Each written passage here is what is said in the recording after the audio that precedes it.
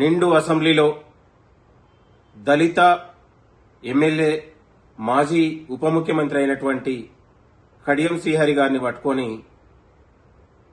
పాడి కౌశిక్ రెడ్డి కాల్చి పారేస్తామని ఎమ్మెల్యే గారిని పట్టుకొని ఒక దళిత బిడ్డను పట్టుకొని మాట్లాడడం అనేది చాలా సిగ్గుగా ఉంది.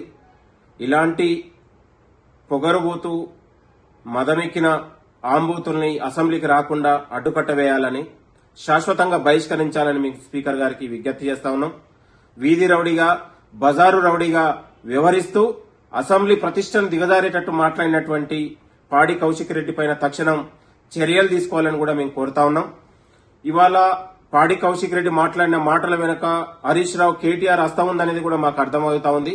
మరి ఇలాంటి పొగరుబోతు ఆంబోతుల పట్ల బీఆర్ఎస్ పార్టీ వైఖరి కూడా ప్రకటించాల్సిన అవసరం ఉందని కూడా మేము కోరుతా ఉన్నాం. ఇవాళ నిండు అసెంబ్లీలో ఇవాళ మాట్లాడే విధానం చూస్తుంటే తెలంగాణ సభ్య సమాజం తలదించుకోలే వ్యవహరిస్తున్నటువంటి పాడి కౌశిక్ రెడ్డిని తక్షణం బహిష్కరించాలని కూడా కోరుతా ఉన్నాం. అతడు ఎమ్మెల్యేగా ఉండే అర్హత కూడా లేదని కూడా మేము కోరుతా ఉన్నాం. కాబట్టి హుజూరాబాద్ ఎమ్మెల్యే అసెంబ్లీకి రాకుండా శాశ్వతంగా బహిష్కరించాలని, అతడు ఎన్నికల్లో పోటీ చేసే విధంగా కూడా చర్యలు తీసుకోవాలని కూడా మేము కోరుతా ఉన్నాం. ఇది చాలా సిగ్గుగా ఉంది.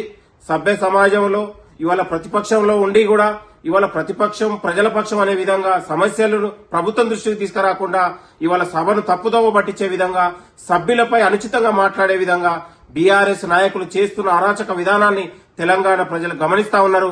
కాబట్టి ఇలాంటి ఎమ్మెల్యేల పట్ల ఇలాంటి అనైతికంగా వ్యవహరిస్తున్నటువంటి పాడి కౌశిక్ రెడ్డి పై తక్షణం సస్పెండ్ చేసి బహిష్కరించాలి. ఇలాంటి పొగరబోతు ఆంబోతుల్ని అసెంబ్లీకి వచ్చే అర్హత కూడా లేదని కూడా మేము స్పీకర్ గారికి కోరుతా ఉన్నాం, రాష్ట్ర ప్రభుత్వాన్ని కూడా కోరుతా ఉన్నాం. కాబట్టి తక్షణం ఇవాళ కేటీఆర్ హరీష్ రావు ఇవాళ కడియం శ్రీహరి గారికి కూడా బహిరంగంగా క్షమాపణ చెప్పాలని కూడా కోరుతున్నాం. థ్యాంక్ యూ, నమస్తే.